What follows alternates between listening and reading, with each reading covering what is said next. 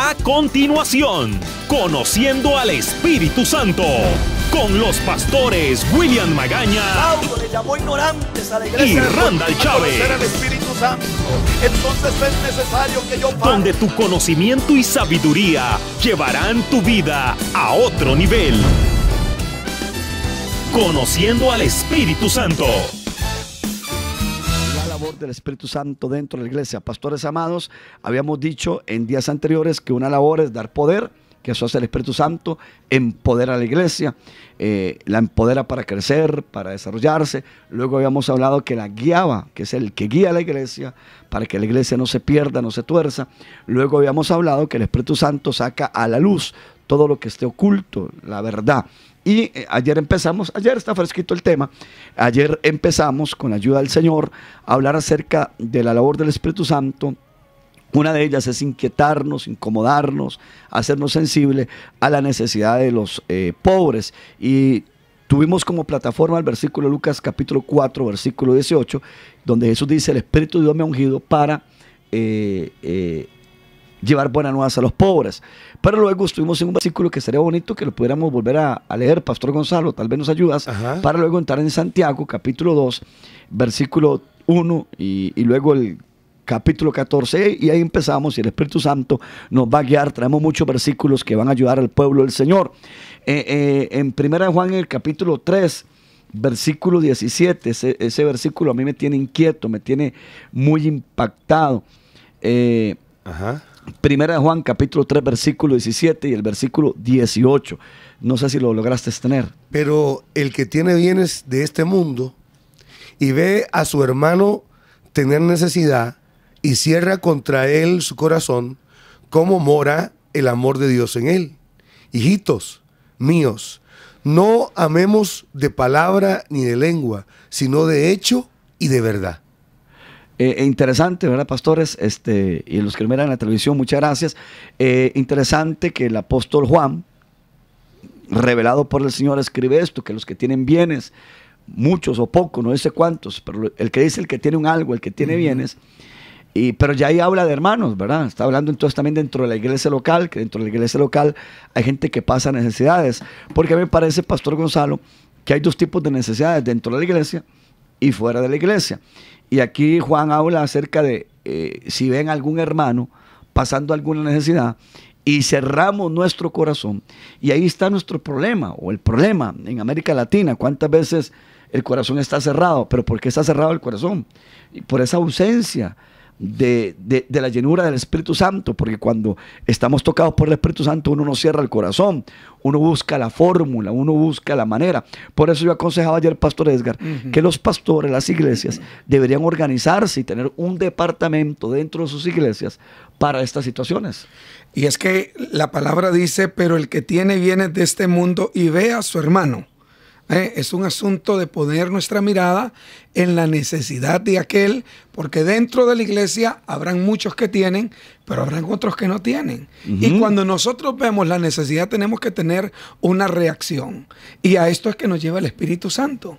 Cuando alguien está lleno del Espíritu Santo, ve una necesidad y se mueve en una acción, porque eso es lo que hace el Espíritu Santo. ¿Movernos a qué? A buscar a Dios. ¿Movernos a qué? A la palabra. ¿Movernos a qué? A darle al necesitado, al hermano que no tiene, y no cerrarlo, porque qué increíble cómo nosotros muchas veces... Porque el texto dice también, Pastor Gonzalo, el texto dice, es que ayer no entré mucho en ese texto, lo leímos rapidito ayer. Aquí tengo una versión diferente. Y oiga, la parte esa que dice, amado, donde ¿cómo morará el amor de Dios? Si cerramos nuestro corazón. Sí. Entonces, de alguna manera, la iglesia debe de organizarse a nivel local para suplir las necesidades de aquellos hermanos que dentro de la iglesia en algún momento pasan un momento de escasez o situación de alimentos. Sí, escuche esta versión, la nueva traducción viviente. Si alguien tiene suficiente dinero para vivir bien y ve a un hermano en necesidad, pero no le muestra compasión, abre signo de pregunta y dice: ¿cómo puede estar el amor de Dios en esa persona? Entonces, lo que nos está diciendo acá la palabra de Dios es: ¿De qué vale que usted viva bien? ¿De qué vale que usted tenga dinero? Pero cuando usted ve a un hermano y no le muestra compasión, usted no tiene el amor de Dios en su vida. Ahora, no está diciendo que los bienes son malos, ¿verdad? Ni que tener bienes es pecado. No, lo que nos está diciendo es, usted puede vivir bien, usted puede tener bienes, pero usted tiene que también mirar y tener compasión sobre aquellos que no tienen. Y ahí es donde usted muestra el amor de Dios. Eso es lo que nos está diciendo la palabra de Dios, ¿verdad? ¿Cómo puede estar el amor de Dios en esa persona? Entonces, lo que sí me dice a mí la Biblia es que hay gente que puede tener bienes, que hay gente que puede estar bien, que va a la iglesia, pero que no tienen compasión y no tienen el amor de Dios. Pero también me dice la Biblia que hay gente que tiene bienes, que está bien, y que si mira a otra persona que no tiene y se compadece de ella, en ella está el amor de Dios. Ustedes no creen que tal vez no es que sea, a mí me cuesta mucho creer, y los que nos están mirando en la televisión, a mí me cuesta mucho creer que la gente tenga corazón duro. Para mí me es muy difícil creer que quienes nos oyen, que en su mayoría son cristianos evangélicos y cristianos católicos, me es muy difícil creer que tengan un corazón duro. Más bien yo creo que la gente tiene un corazón noble, un corazón con ganas de ayudar. ¿No creen ustedes que tal vez es falta de enseñanza? Yo me recuerdo en algún lugar, en algún momento, y me reservaré el nombre, que a mí me enseñaron que el darle a los pobres no tenía promesa, que yo le daba al pobre y que lo hacía como una colaboración nada más, y punto, ¿verdad? Pero después descubriendo la Biblia, yo creo, o no creo, estoy seguro por lo que dice la Biblia, que darle al pobre también desata bendición para mí. ¿No creen ustedes que lo que falta es más enseñanza en el púlpito, en las reuniones, para que la gente empiece a tener una cultura? Y como decía el pastor Gonzalo, en nuestro presupuesto separaron algo para los pobres. Y apóstol, dice la palabra del Señor aquí que nosotros tenemos que manifestar el amor que hay en nuestro corazón. ¿Cómo? Dando. Hijitos míos, no amemos de palabra ni de lengua, sino de hecho y en verdad. Ese es el versículo que sigue, ¿verdad? Porque que no amemos de palabra, de hecho. Dice acá, no amemos de palabra ni de lengua, sino de hecho y en verdad. O sea, menos palabras y más acciones. Y es que yo creo, querido apóstol, cuando alguien está lleno del Espíritu Santo, como usted dice, hay una revelación de dos cosas, pienso yo. Número uno, una revelación de que Dios quiere medir mi amor en cuanto a lo que yo hago, en cuanto a lo que yo siembro, en cuanto a lo que yo doy. Y número dos, Dios, el Espíritu Santo también me revela de que hay recompensa por la acción que yo estoy teniendo de darle a un pobre. Yo creo, y esto lo aprendí iniciando mi vida cristiana, alguien me dijo, usted necesita que Dios le traiga respuesta a sus oraciones. Y Dios usará a algunos hombres para traer respuesta a sus oraciones. Pero Dios también quiere que usted se convierta en esa respuesta para algunas oraciones de algunos otros. Incluya siempre al pobre en su presupuesto. Entonces yo siempre aparté mi diezmo, mi ofrenda, y siempre tenía una parte donde le ayudaba a una persona que yo sé que era pobre y que siempre iba a necesitar. Ahora, aquí me refiero a lo que dice el verso 18. Dice, queridos hijos, que nuestro amor no quede solo en palabras. Mostremos la verdad por medio de nuestras acciones. Entonces yo me acuerdo que cuando uno estaba joven le decía, mire, usted no se puede casar sin tener trabajo porque usted no puede mantener el amor con vasos de agua y tajadas de viento.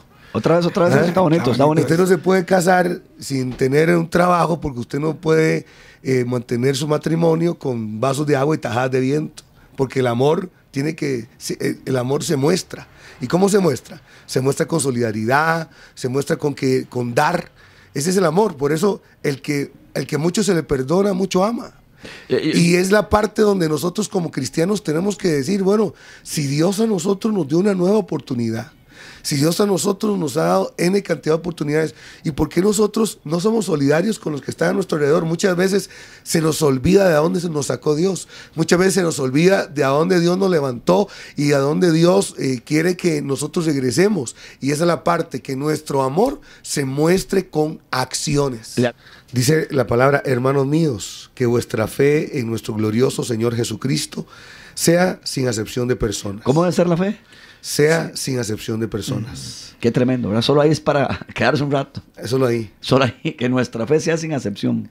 Que vuestra fe en nuestro Señor, en nuestro glorioso Señor Jesucristo sea sin acepción de personas. Porque si en vuestra congregación entra un hombre con anillo de oro y con ropa espléndida, y también entra un pobre con vestido andrajoso, y miráis con agrado al que trae la ropa espléndida y le decís, siéntate tú aquí en buen lugar, y decís al pobre, estate tú allí en pie, o siéntate aquí bajo mi estrado, ¿no hacéis distinciones entre vosotros mismos y venís a ser jueces con malos pensamientos? Hermanos míos, amados, oíd, ¿no ha elegido Dios a los pobres de este mundo para que sean ricos en fe y herederos del reino que ha prometido a los que le aman? Tremendo. Pero vosotros habéis afrentado al pobre, ¿no os oprimen los ricos y no son ellos los mismos que os arrastran a los tribunales? ¿No blasfeman ellos el buen nombre que fue invocado sobre vosotros? Si en verdad cumplís la ley real conforme a la Escritura, amarás a tu prójimo como a ti mismo, y bien hacéis. Pero si hacéis acepción de personas, cometéis pecado y quedáis convictos por la ley como transgresores. Porque cualquiera que guarde toda la ley, pero ofendiere en un punto, se hace culpable de todos. Porque él dijo, no cometerás adulterio. También ha dicho, no matarás. Ahora bien, si no cometes adulterio, pero matas, ya te has hecho transgresor de la ley. Así hablad y así haced, como los que habéis de ser juzgados por la ley de la libertad. Porque juicio sin misericordia se hará con aquel que no hiciere misericordia. Y la misericordia triunfa sobre el juicio. Qué tremenda escritura para esta jornada. Primero, Pastor Edgar, ¿qué le parece a usted que la Biblia diga que nuestra fe debe hacerse sin acepción de personas? Y de pronto Santiago describe una situación: si en vuestra iglesia, y ahí vamos a estudiar un poquito, entra un hombre con ropa espléndida, un buen anillo, muy elegante, bien espléndido, y también y luego el escritor dice, y entra un pobre. Hace una diferencia entre uno que está bien, que vive espléndidamente, y entre uno que es pobre. Y dice, y ustedes atienden bien al que es de ropas espléndidas, pero no atienden bien al pobre. Básicamente lo que se está haciendo es algo que llama acepción de personas. Y el amado Gonzalo leyó que el que hace acepción de personas le es pecado. ¿Y cuántas veces? Bueno, hay que pedirle perdón a Dios, porque la pregunta es, ¿quién no ha hecho eso? Sí, así es. Muchos, lamentablemente, hemos cometido ese error, pero cuando viene la llenura del Espíritu Santo se nos abren los ojos y empezamos a darnos cuenta que en la Biblia hay una carga por los pobres y que Dios ama a los pobres, pero que a veces dentro de la misma iglesia se discrimina al pobre. Y es que, apóstol, decíamos anteriormente que por falta de revelación y de conocimiento hacemos cosas que no son bíblicas o no son de un cristiano. Y por eso, bendito sea el Señor, que a través de estos programas estamos reeducándonos y estamos aprendiendo lo que la Biblia dice que yo debo de hacer y no lo que a mí me enseñaron a hacer.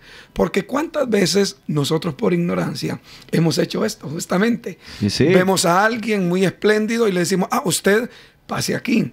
Pero vemos a alguien que quizás no es muy espléndido y, ¿cómo estás? Y eso es por la educación que nosotros hemos tenido. Pero cuando viene el Espíritu Santo y nos revela estas cosas, ya hoy nosotros no podemos decir, no lo sabía o no lo conocía, sino que